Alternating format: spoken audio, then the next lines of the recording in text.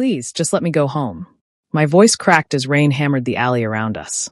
5 men in black suits formed a semicircle, trapping me against the brick wall. Beyond them, under the single flickering streetlight, he stood. Kang Do-hyun. I didn't know his name yet, but I knew the gun in his hand. I knew the body at his feet, still bleeding into the puddles. And I knew, I was supposed to be dead too. You saw nothing.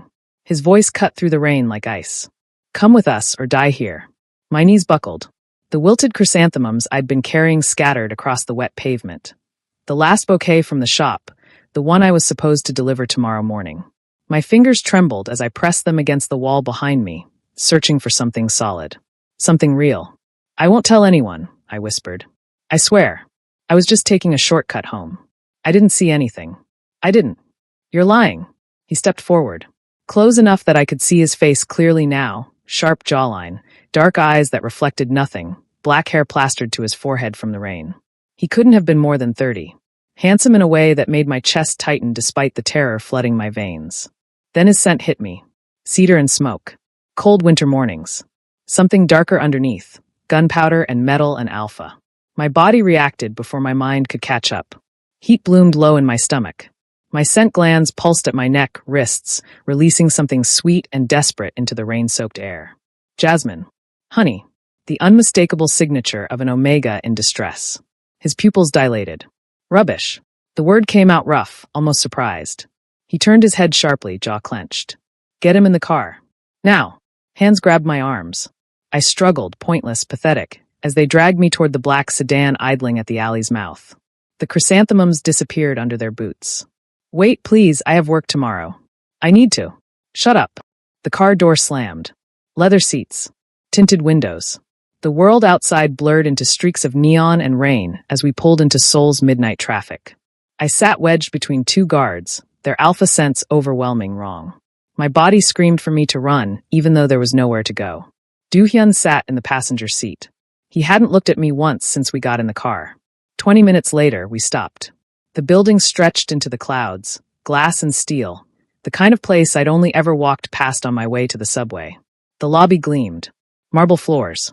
Modern art I didn't understand. A receptionist who didn't even glance up as we crossed to the private elevator. Penthouse, one of the guards said into his phone. Bringing in the witness. The elevator climbed. My ears popped. I watched the floor numbers rise, 40, 50, 60, until we reached the top. The doors opened directly into an apartment. No, not an apartment. A palace made of windows. Floor-to-ceiling glass overlooking all of Seoul. The city sprawling beneath us like a circuit board of light. Minimalist furniture. White walls. Everything cold and perfect and untouched. Sit. I turned. Do-hyun stood in the center of the living room, rain still dripping from his coat. He'd removed his jacket. The gun was gone, probably. I couldn't see it anymore, but I felt its ghost against my ribs. Before I tell you what happened next, subscribe to Starry-Eyed Lovers, and tell me where you're watching from. I didn't sit. My legs wouldn't bend. I asked nicely. He stepped closer. Not threatening, that would have been easier. Just inevitable, like gravity. You're staying until I decide you're not a threat. I'm a flower shop worker. The words tumbled out too fast. I make $12 an hour.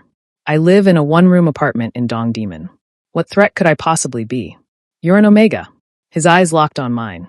Up close, I could see flecks of amber in the dark brown. Could see the exhaustion carved into the lines around his mouth.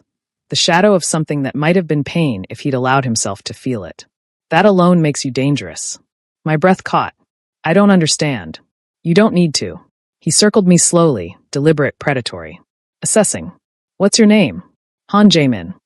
How old are you, Han Jae-min? 21. Family? I swallowed. None. Something flickered across his face. Gone before I could name it. Friends? Boyfriend? Anyone who'll notice you're missing. The truth tasted bitter. No. He stopped directly in front of me. Close enough that his scent wrapped around me like smoke, making my head swim. Close enough that I had to tilt my chin up to meet his eyes. I was small, always had been, barely 5'6", but he made me feel microscopic. Then no one will come looking. His voice dropped lower. That should make you more afraid than you already are. But it didn't. Because I caught it, the tremor in his right hand before he curled it into a fist. The way his jaw tightened when my scent sweetened in response to his proximity. the exhaustion that weighed down his shoulders like he'd been holding up the sky for too long. This man was a killer. I'd watched him end a life without hesitation. But right now, he looked like he wanted to run as badly as I did. Guest room. He turned away sharply. Second door on the left.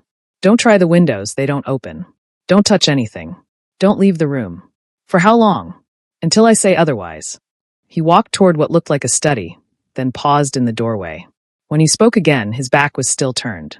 There's food in the kitchen if you're hungry. Bathroom is stocked.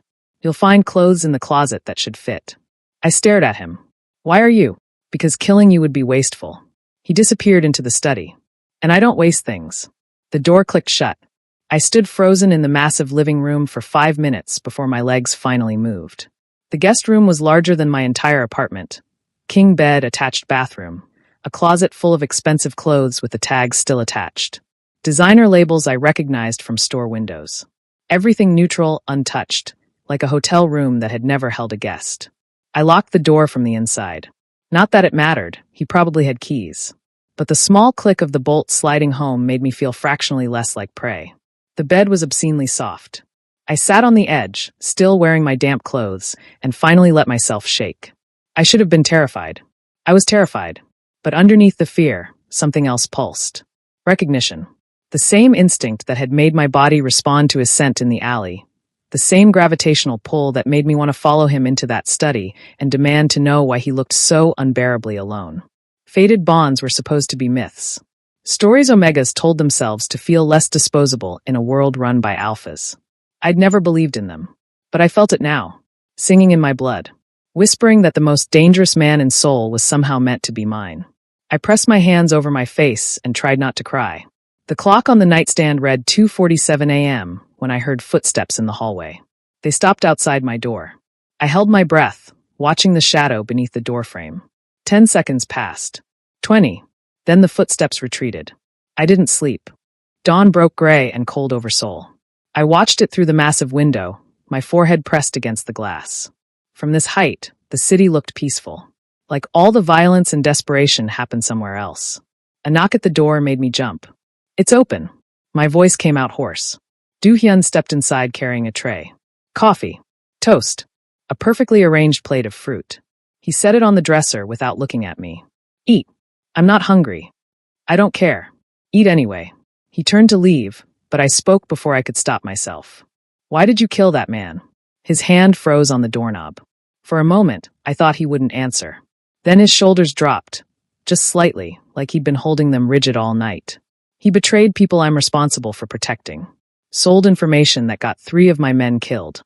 His voice was flat, reciting facts. I gave him a chance to explain. He tried to shoot me instead. So you executed him in an alley? Yes. The simple honesty hit harder than any excuse would have.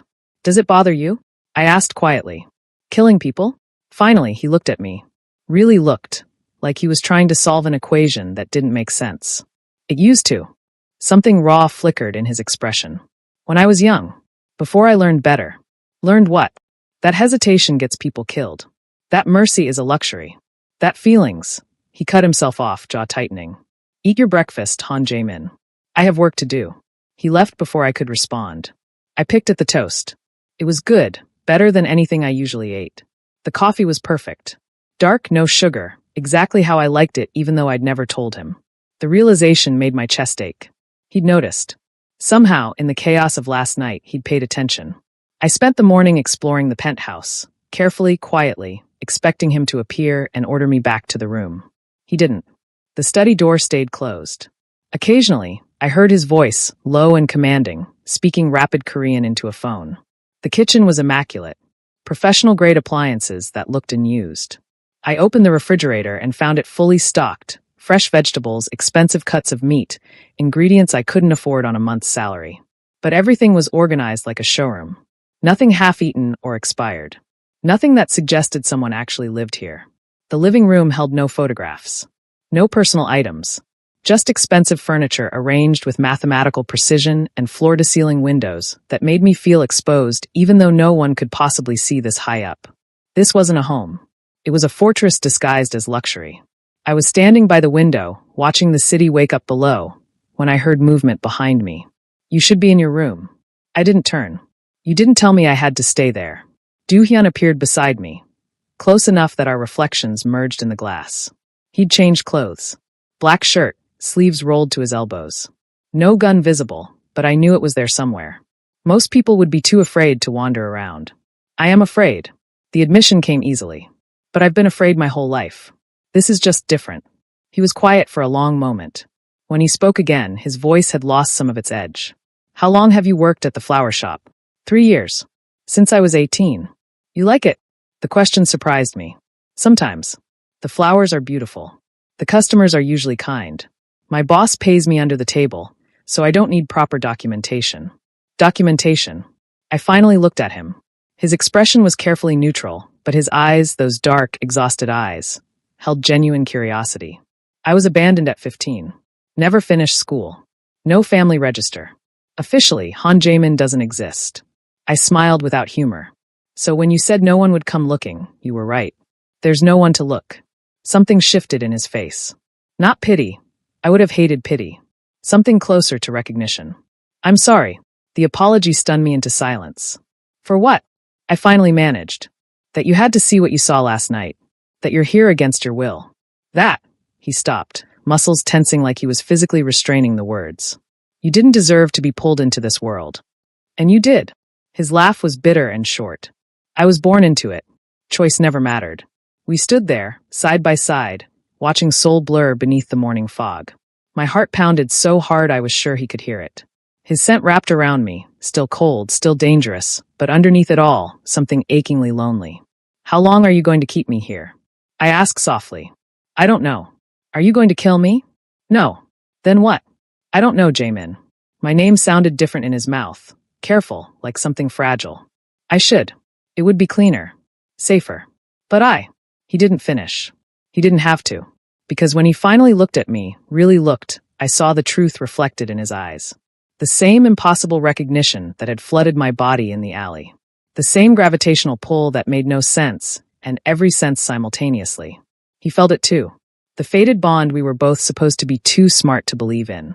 And it terrified him more than any gun ever could. You're burning up. Doohyun's voice cut through the fog in my head. I blinked, trying to focus, but the world had gone soft around the edges. Heat radiated from my core, spreading through my limbs like wildfire. I'm fine. The lie came out breathless. Just, I need water. I'd woken up drenched in sweat, my body aching with a need I recognized too well. Heat. 3 days early. Impossible timing. My suppressants were back in my apartment, tucked in the bathroom cabinet I'd never see again. I stumbled toward the kitchen, gripping furniture for balance. Every step sent electricity through my nerves. My scent glands throbbed, releasing waves of jasmine so sweet it made my own head spin. Doohyun appeared in front of me, blocking my path. You need to go back to your room. His voice was strained. Now. I just need. My knees buckled. He caught me before I hit the floor. The moment his hands touched my waist, my body ignited. A gasp tore from my throat. Half pain, half something far more dangerous. His grip tightened. Fuck. When did this start? This morning. Maybe last night. I can't. I pressed my forehead against his chest, seeking something cool, something solid. His heartbeat thundered beneath my ear, too fast, matching mine. I don't have my suppressants. How long does it usually last? 3 days. 4 sometimes. He went rigid. Then very carefully he lifted me. Carried me like I weighed nothing, long strides eating up the distance to the guest room. He set me on the bed with a gentleness that contradicted everything I knew about him. Stay here. He moved toward the door, putting distance between us. I'll call a doctor. Get you medication. Don't leave. The words escaped before I could stop them. Desperate. Humiliating. But true. He froze in the doorway, back turned, shoulders tight with tension. Jaemin. My name sounded like a warning. You don't know what you're asking. I know exactly what I'm asking. I curled onto my side, shaking. I know it's the bond talking. I know you don't, that we barely. A wave of heat crashed through me, stealing my breath. But I can't do this alone. Not here. Not like this. Silence stretched between us. I counted his breaths. 8, 9, 10. Then he closed the door and locked it from the inside. This is a mistake.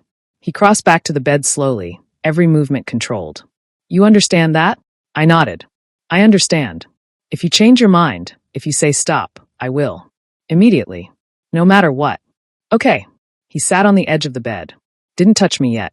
Just watched with those dark, unreadable eyes. Have you done this before? He asked quietly.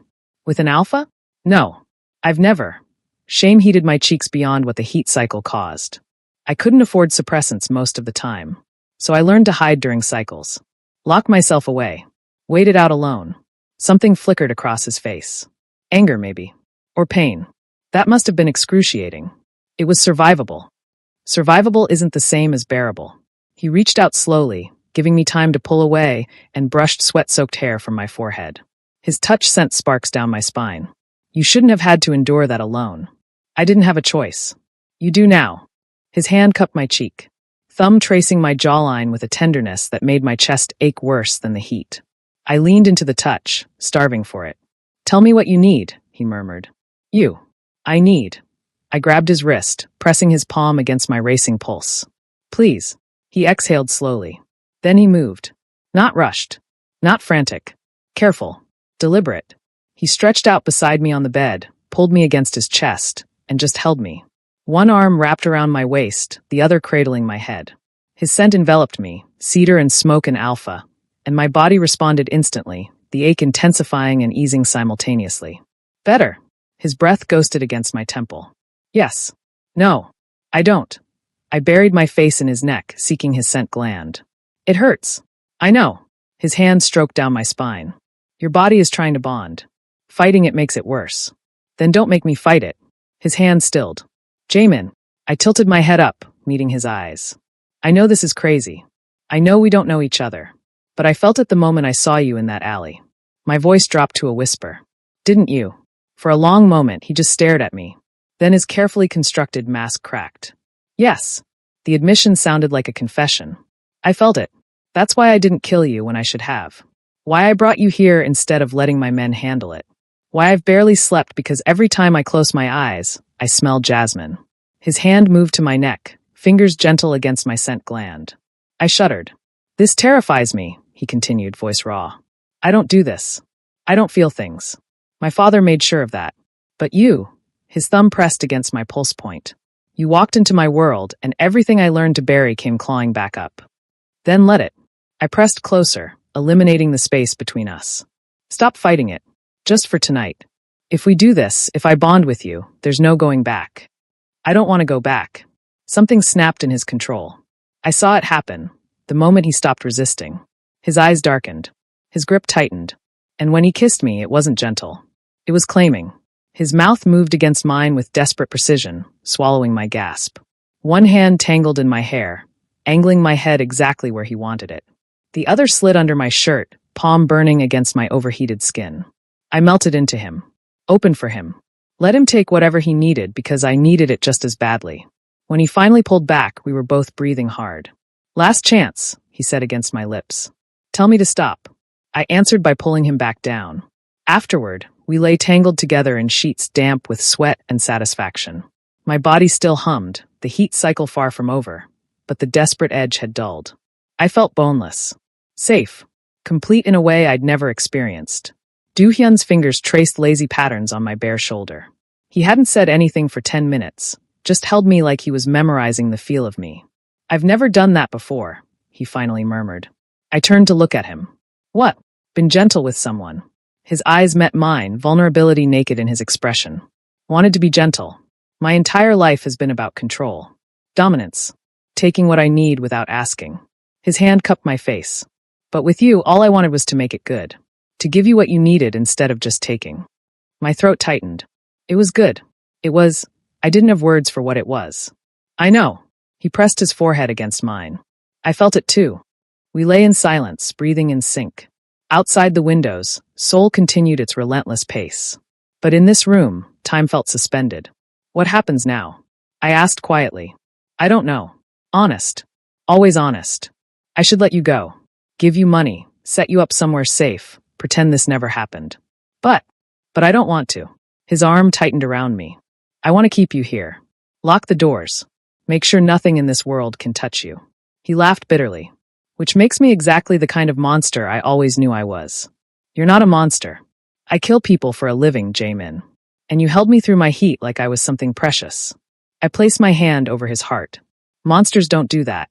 Maybe I'm just a monster who found something worth being gentle for. The words settled between us, heavy with implication. A promise. A warning. A question he was too afraid to ask out loud. Would I stay? Could I stay in this world of violence and luxury, with a man who admitted he wanted to cage me as much as cherish me? Before I could answer, before I even knew what my answer would be, my stomach cramped viciously. I curled into myself with a whimper. It's starting again, Du-hyun said, reading my body's signals. The medication would help, but it would take hours to arrive. It's fine. I can. Another cramp cut me off. No. He pulled me against him, one hand splaying across my lower stomach, radiating warmth. You're not doing this alone anymore. Not while I'm here. Du-hyun, let me take care of you. His lips brushed my temple. Please, let me do this one decent thing. So I did. 3 days blurred together. Heat and relief. Pain and pleasure. Du-hyun barely left the room except to bring food and water. He canceled meetings. Ignored phone calls. The dangerous mafia boss disappeared, replaced by someone patient and attentive who learned my body like scripture. On the 4th morning, I woke clear-headed. The fever had broken. My body felt wrung out, but finally my own again. Du-hyun was already awake, sitting against the headboard, watching me with an expression I couldn't read. It's over, I said softly. Yes. You should probably let me go now. I should. Neither of us moved. Jaemin. He reached out, tucking a strand of hair behind my ear. If you stay, I can't promise you normal. I can't promise you safe. My world is violent and complicated, and the people in it would use you against me without hesitation. I know. But if you stay, his hand moved to my neck, thumb pressing against the fresh bonding mark he'd left on my scent gland. I will protect you with everything I have. I will give you anything you want. And I will never let you feel alone or abandoned again. My heart clenched. That's a big promise from someone who doesn't do feelings. You changed that. Simple. Devastating. You changed everything. I sat up slowly, the sheet pooling around my waist. My own hand moved to his neck, finding the matching mark I'd left in the throes of heat. What if I want more than protection? I asked. What if I want partnership? Equality? What if I don't want to be the Omega locked in the penthouse while you run an empire? Surprise flickered across his face. Then something that might have been respect. Then we figure it out together. He pulled me into his lap, arms secure around me. I've never done equal partnership. Never thought I was capable of it. But I've never bonded with someone before either, and somehow we managed that. We did. I pressed my palm against his chest, feeling his heartbeat. Du-hyun, I don't have anything. No family, no money, no education. What could I possibly offer you? Everything I've been missing. His forehead pressed against mine. Purpose. Warmth. A reason to be something other than my father's weapon. His voice dropped. You make me want to be human again. Would you risk everything for someone you barely know? Subscribe to Starry-Eyed Lovers, and comment where you're watching from. The words hung between us. I thought about my tiny apartment, my minimum wage job, my invisible existence where no one knew or cared if I lived or died. And I thought about these 3 days. The way he'd held me through pain. The soft words in Korean he'd whispered when he thought I was sleeping. The vulnerability in his eyes when he admitted he'd never been gentle before. Okay, I said. Okay, I'll stay, but on one condition. His eyebrows rose. You're negotiating with me? You said partnership. So yes. I met his eyes steadily. I want to know everything. Your world, your business, the danger I'm walking into. No secrets. No protecting me by keeping me ignorant.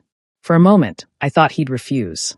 Then slowly, a genuine smile crossed his face, the first real smile I'd seen from him. Deal. He kissed me, soft and sweet and full of promise. When he pulled back, his expression had shifted to something more serious. There's something you should know. About what happened between us. My stomach dropped. What? Bonding during heat, especially a first heat with an alpha, has a high probability of conception. His hand moved to my stomach, resting there gently. We should get you tested. Just to be sure. The implication hit me like a train. Pregnant. I could be pregnant right now. Would you? I couldn't finish the question. Want it? He said it for me. Yes. Unequivocally yes. But what matters is what you want. Your choice. Always your choice. I stared at him. This man who killed without hesitation. Who'd kidnapped me. Who admitted he wanted to cage me. But who also held me like I was precious. Who offered me choice when he could have just taken. Who looked at me like I was the answer to a question he'd been asking his whole life. Let's find out first, I said finally. Then we'll decide together. Together. He tested the word like it was foreign. Then he smiled again. I like that. He stood, pulling me with him, and for the first time in 4 days, I left the bedroom. The penthouse felt different in daylight. Less like a prison. More like a possibility. Do-hyun made breakfast, burnt eggs and slightly charred toast that he presented with more pride than the meal deserved. I ate every bite, watching him move around the kitchen with endearing incompetence. You're terrible at this, I observed. I've had private chefs my entire life. This is my first time actually cooking. It shows. He pointed the spatula at me. You're supposed to be grateful, not critical. I can be both. His laugh was surprised and genuine. It transformed his face, made him look younger. Less like the Frost Wolf, and more like just Do-hyun. I could get used to this. The thought should have terrified me. Instead, it felt like coming home. My phone, which had been dead for days, suddenly buzzed on the counter. Do-hyun had charged it at some point. Messages flooded in. 12 missed calls from my boss. Texts asking where I was. If I was okay. If I was coming back. Reality crashed back in. I need to quit my job, I said quietly. Officially. My boss was kind to me. She deserves better than me just disappearing. Do-hyun nodded. I'll have someone collect your things from your apartment. Anything you want to keep? Not really. I didn't have much. I looked down at the phone. Can I go see her? Just to say goodbye properly. His jaw tightened. It's not safe. Please. Just for an hour. I'll take guards if you want. But I can't just vanish from her life without explanation. He studied me for a long moment. Then sighed. Fine. But I'm coming with you. Deal. We left an hour later. Do-hyun insisted I wear new clothes, designer pieces from the closet that fit perfectly. He'd apparently had my size the entire time. 2 guards followed at a distance as we walked into the small flower shop in Dongdaemun. Mrs. Kim looked up from the counter, relief washing over her face. Jaemin, thank God. I was so worried. She stopped, eyes landing on Do-hyun. Her expression shifted, recognition and fear flickering simultaneously. Oh, I came to say goodbye, I said softly. And thank you. For everything. She came around the counter slowly, eyes never leaving Do-hyun. Is this your choice? I glanced at him. He stood silent, letting me handle this my way. Yes, I said. It's my choice. She looked between us, then sighed. You be careful, Jaemin, men like him. She shook her head. Just be careful. I will. She hugged me quickly, pressed an envelope into my hand. Your last paycheck. Plus a little extra. Mrs. Kim, take it. Buy yourself something nice. She pulled back, eyes shining. You were a good worker. The flowers always looked prettier when you arranged them. I thanked her, throat tight, and we left. On the walk back to the car, Do-hyun was quiet. She recognized you, I said. Most people in Seoul do. At least, most people who pay attention to certain things. She was afraid for me. She should be. He stopped, turning to face me fully. Jaemin, I need you to understand. My world isn't kind. The people in it will see you as a weakness. As leverage. If they find out we're bonded, then we'll deal with it. I took his hand. Together. Remember? He stared at our joined hands like they were a miracle. Yeah, he said finally. Together. We drove back to the penthouse in comfortable silence. My hand stayed in his the entire way. When we arrived, his phone rang. He glanced at the screen, expression darkening. I have to take this. He stepped away, voice dropping to cold business tones. I watched him shift back into the Frost Wolf, posture straightening, face shuddering, every trace of the gentle man from this morning disappearing. This was my future. This duality. This danger. And somehow, I wasn't afraid anymore. He ended the call, came back to me. I have a meeting tonight. Business. It'll run late. Okay. You'll stay here? Lock the doors. Don't answer for anyone except my guards. Yes. He kissed my forehead. I'll be back by midnight. If anything feels wrong, anything at all, you call this number. He pressed a card into my hand. Direct line to my second-in-command. He'll send people immediately. Do-hyun. Promise me. I promise. He left reluctantly, looking back twice. I spent the evening exploring the penthouse properly. Found books in languages I couldn't read. Art worth more than I'd make in a lifetime. A home gym. An office with multiple locks. And in his bedroom, which I'd avoided until now, I found something that made my chest tighten. A photo. Small, tucked in a drawer. A young Do-hyun, maybe 8 years old, smiling at the camera. A woman's hand rested on his shoulder, cut off at the frame's edge. His mother, maybe. The boy in the photo looked nothing like the man I'd bonded with. His eyes were bright, unguarded, full of hope. What had happened to put out that light? I was still holding the photo when my phone buzzed. Unknown number. My thumb hovered over the screen. Then I opened it. The message was simple. Devastating.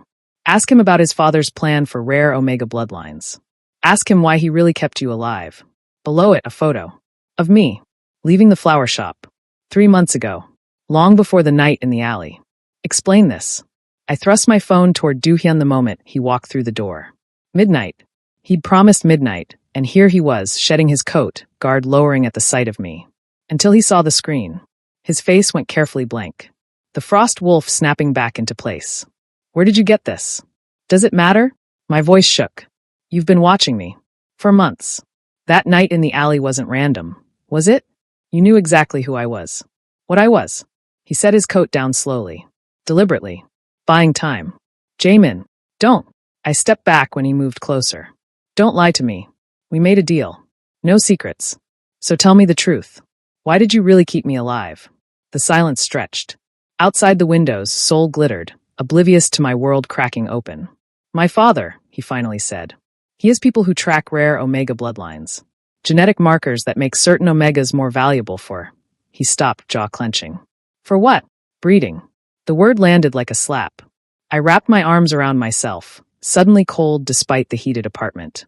3 months ago, you appeared on his radar. Rare fertility gene. No family. No protection.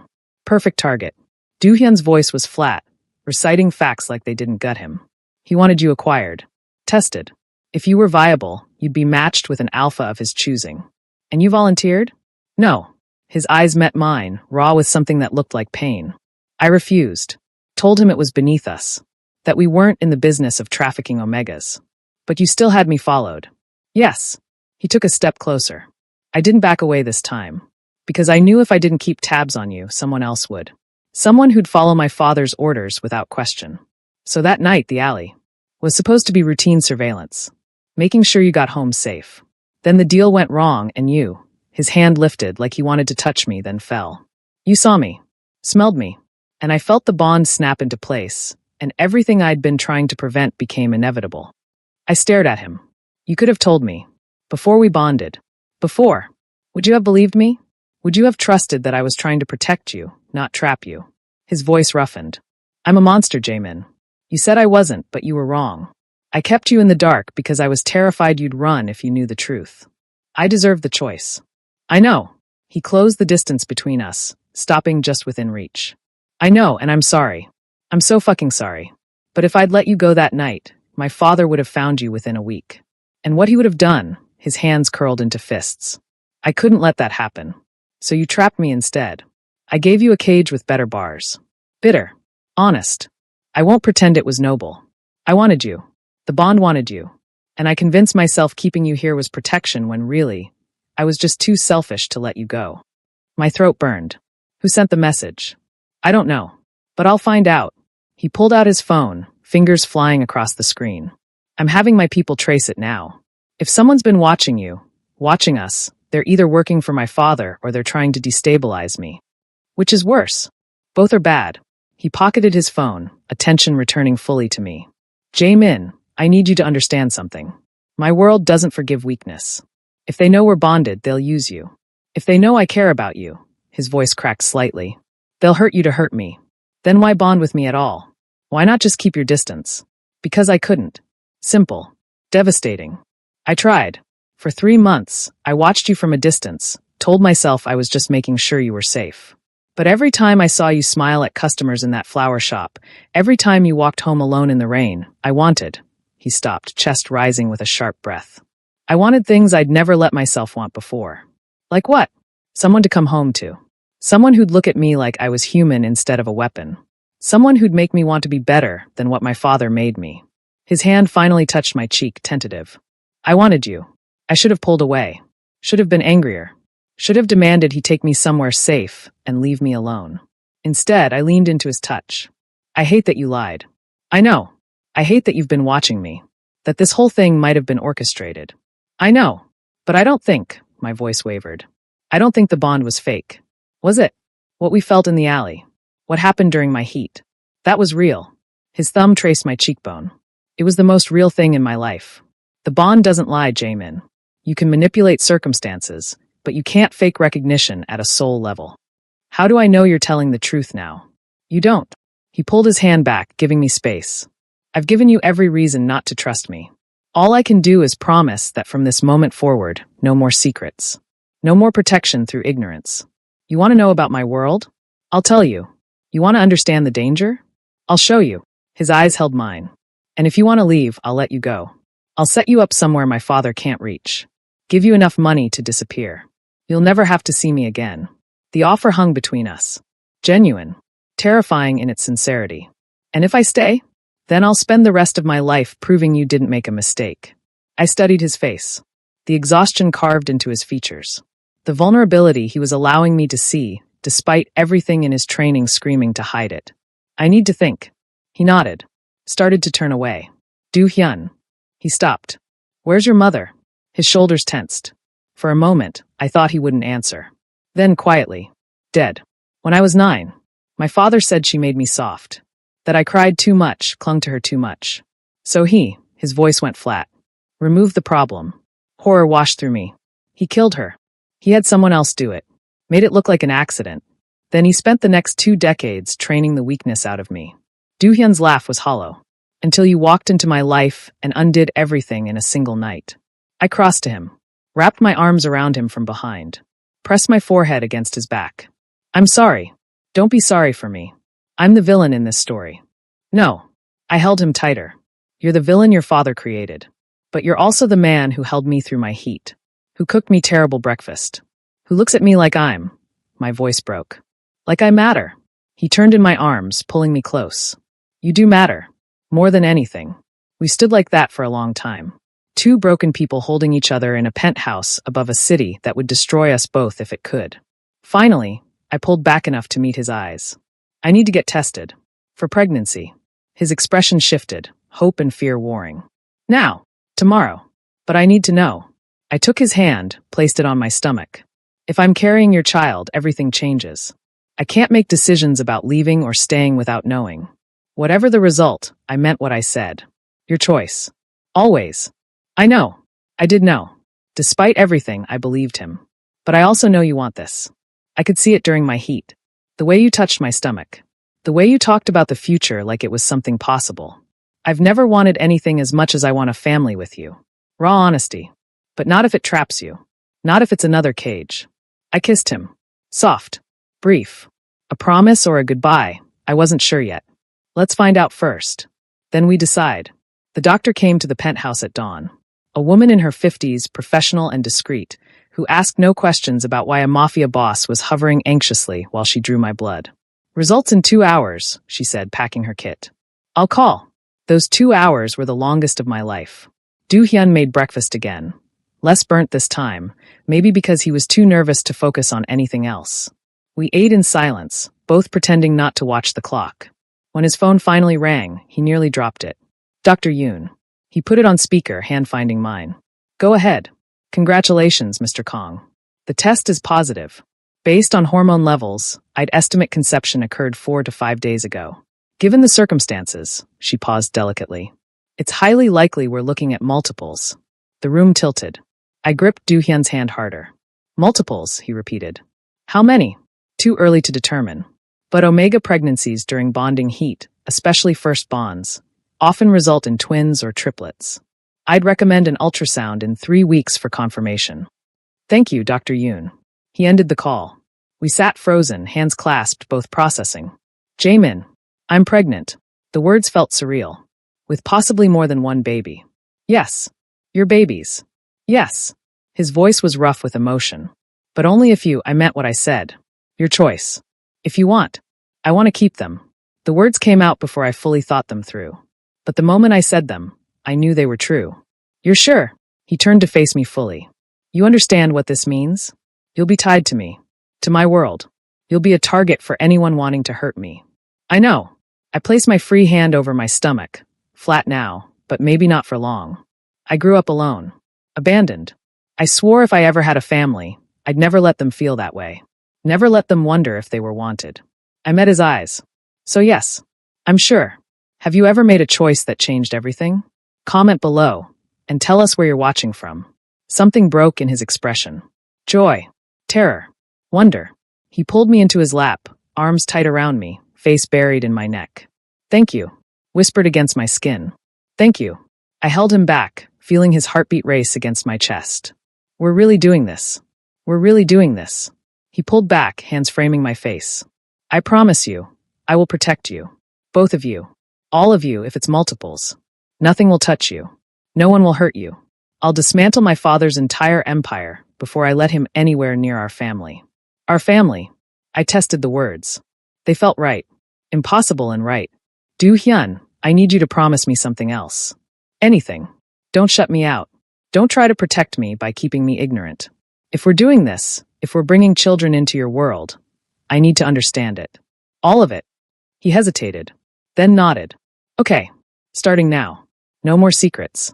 Tell me about your father. His jaw tightened, but he didn't deflect. Kang Jun-sik, patriarch of the Kang Syndicate. Ruthless, cunning, completely devoid of empathy. He built his empire by being willing to do things other families considered beneath them. He took a breath, including the thing I told you about last night, the bloodline tracking. He's obsessed with creating perfect mafia heirs. Strong alphas bred from rare omegas. And when he finds out about me, about the pregnancy, he'll try to take control. Claim the children as syndicate property. You as a breeding asset. Do-hyun's hands tightened on me. Which is why we need to move fast. I'm calling a syndicate meeting for tomorrow night. I'm going to claim leadership. Force a vote. Can you win? I don't know. I have support, more than my father knows. But it'll be close. He met my eyes. If I lose, we run. Tonight. I have resources he doesn't know about. We disappear. And if you win, then you become the legitimate partner of the syndicate leader. Protected by our laws. Untouchable. His voice hardened. And my father becomes the one who needs to run. I should have been terrified. Maybe I was. But underneath the fear, something else burned. Hope. When do we start? A slow smile crossed his face, fierce and proud. Right now. He stood, pulling me with him. And for the first time since bonding, I felt like his equal. Not the Omega he'd trapped. Not the weakness he needed to protect. His partner. His choice. His future. And somewhere deep inside me, already dividing and growing our children. The family neither of us thought we'd ever have. The family we'd burn the world to protect. Do-hyun's phone buzzed. He glanced at it, expression darkening. What? Message from my second-in-command. My father just called an emergency syndicate meeting. He looked up, eyes hard. For tonight. Someone told him about you. How? I don't know. But it means we're out of time. He pulled me closer, voice dropping. Jaemin, everything is about to get very dangerous very fast. If you want to run, tell me now. I'll get you out. Somewhere safe. Somewhere he can't reach. I thought about the flower shop. My tiny apartment. My invisible life. Then I thought about Do-hyun holding me through my heat. Whispering promises in the dark. Looking at me like I was his salvation. No running. I squeezed his hand. We faced this together. His eyes searched mine. Then he nodded. Together. But even as he said it, I saw the fear underneath. The certainty that no matter how this ended, someone was going to bleed. I just prayed it wouldn't be us. You brought him here? Kang Jun-sik's voice cut through the syndicate hall like a blade. 20 elders sat around the massive table, all eyes turning to where I stood beside Do-hyun. I fought the urge to step behind him, to hide from the weight of their stares. Do-hyun's hand found mine. Steady. Grounding. I brought my bonded partner, he corrected, voice cold and clear. As is my right. Jun-sik stood at the head of the table, impeccably dressed, silver hair swept back. He looked nothing like Do-hyun, too refined, too controlled, empty behind the eyes. He smiled, and it was worse than a threat. You're right. He laughed softly. You think bonding with an unauthorized Omega gives you rights? You think spreading your seed into a breeding asset makes you anything other than a fool? I felt Do-hyun tense beside me. His scent sharpened, aggressive, protective. Careful, father. That's my partner you're speaking about. Partner. Jun-sik walked around the table slowly, assessing me like livestock. Tell me, boy, do you know what you're carrying? Do you understand the genetic value of what's growing inside you? My hand moved instinctively to my stomach. Do-hyun shifted, placing himself partially between us. He's not carrying anything yet, Do-hyun said evenly. And even if he were, that's none of your concern.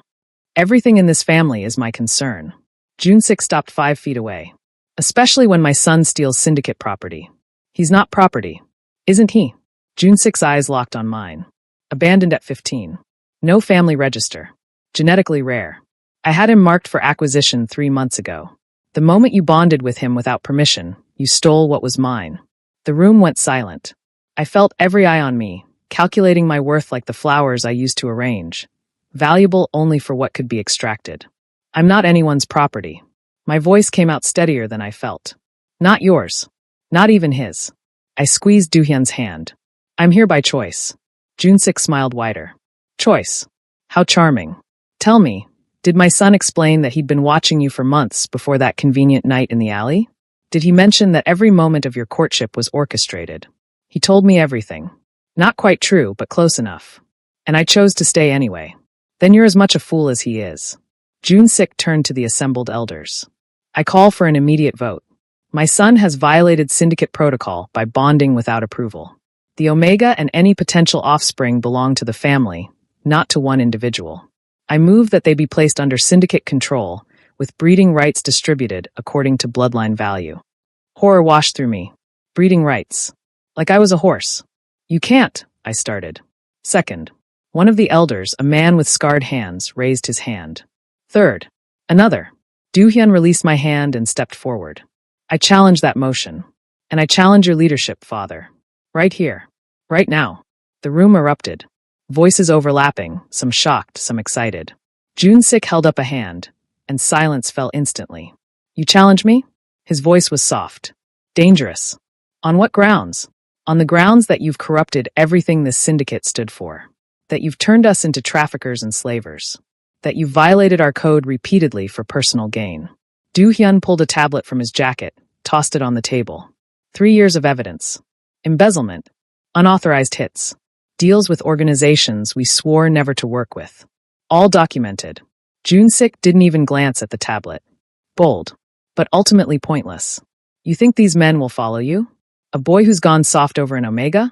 Who abandoned duty for sentiment? I think they'll follow strength.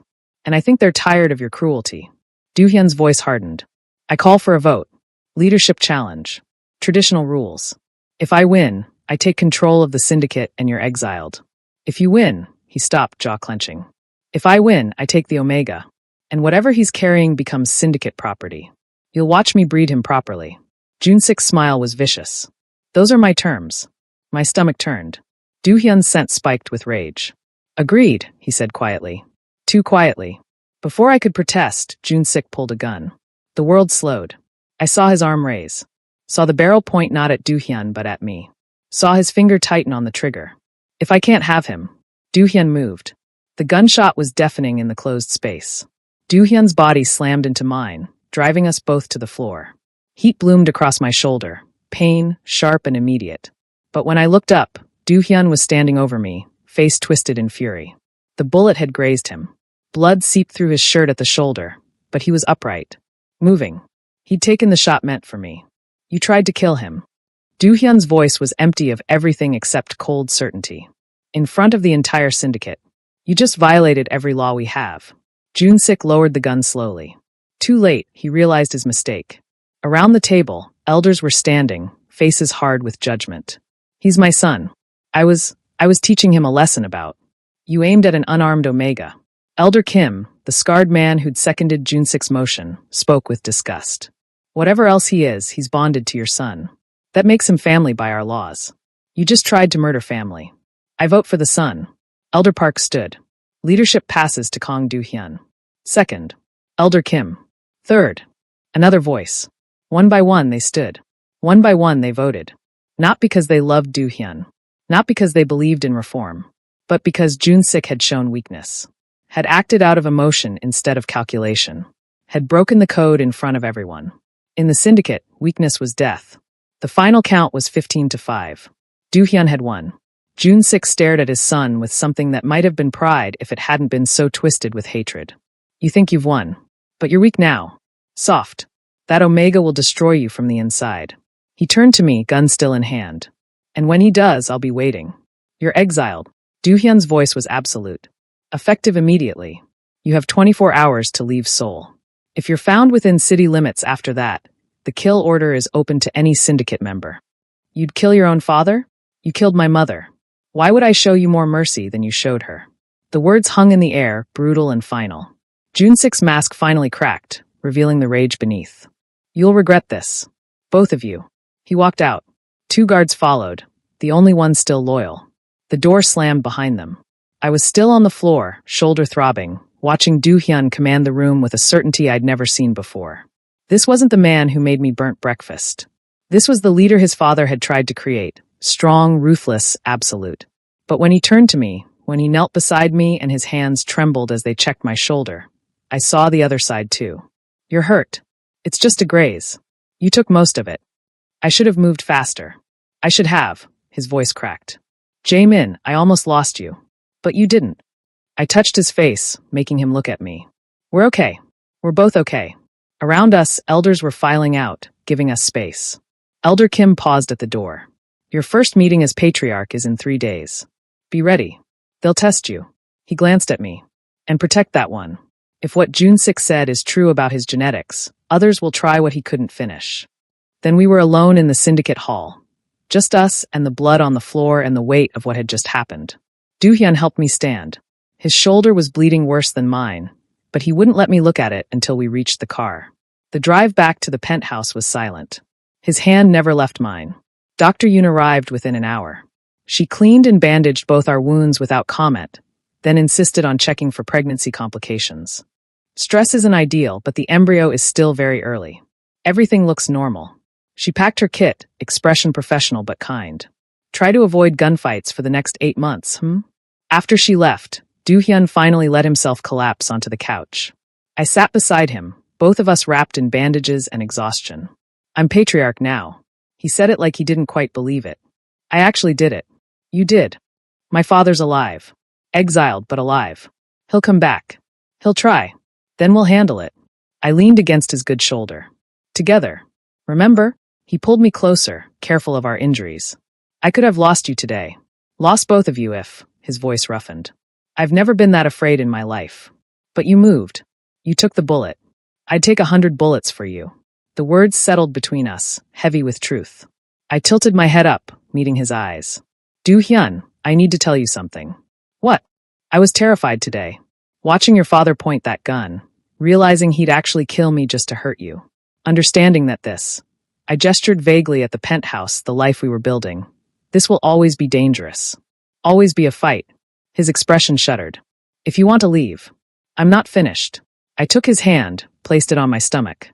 I was terrified, but I wasn't sorry, because in that moment I realized something. I'd rather fight beside you than be safe anywhere else. His breath caught.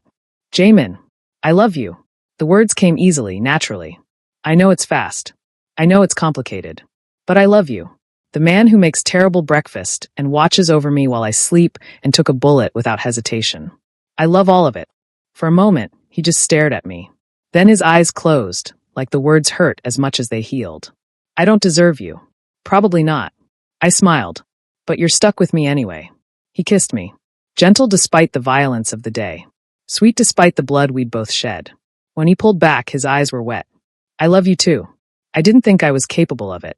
Didn't think my father left me enough humanity for it. But then you walked into my life and, he pressed his forehead to mine. You make me want to be better. Do better.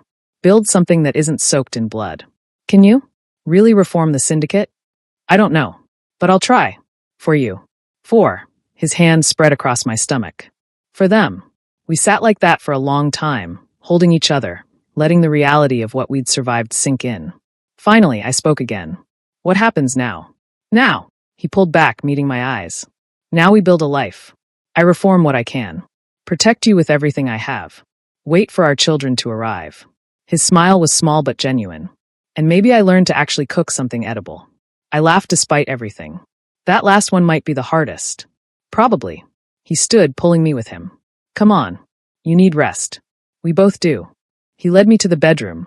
Our bedroom now, not just his. As we settled under the covers, wrapped in each other despite our bandages, I felt something I'd never expected to feel again. Safe. Not because the danger was gone. My shoulder throbbed, reminding me it wasn't. June-6 was still out there. Other threats would emerge. But I was safe because I wasn't alone anymore. Have you ever found home in the most unexpected place? Share your story in the comments and tell us where you're watching from. Jaemin. Doohyun's voice was drowsy in the darkness. Yeah, thank you for choosing me. For choosing us. I pressed closer, listening to his heartbeat. Thank you for giving me something worth choosing. Sleep came easier than it should have. Maybe because we'd survived the worst. Maybe because we were too exhausted to worry about tomorrow. Or maybe because for the first time in both our lives, we had something worth fighting for. Each other. Our future. Our family. And in the morning, we'd start building it, one imperfect, dangerous, beautiful day at a time.